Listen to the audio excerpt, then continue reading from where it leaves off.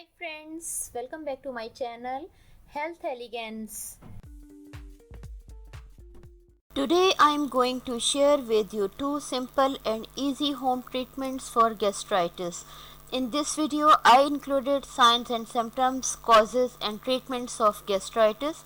According to these causes and symptoms you can treat your stomach problem.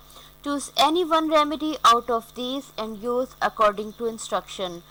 Now come to the remedy 1. You will need melon seeds 1 tablespoon, 1 cup of water, sugar as per taste.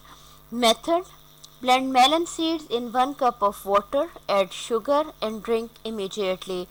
It helps to stop the causes of gastritis and acidity. It gives instant relief also. For remedy 2, take a pinch of carom seeds, 1 teaspoon fennel seeds, cardamom 1 pod, 1½ cup water. Method: prepare 1 cup tea by adding all the ingredients to a saucepan. Drink it daily during the day. Keep using until you feel better.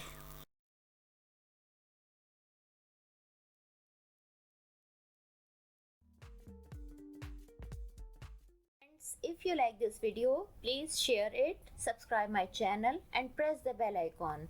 Thanks for watching.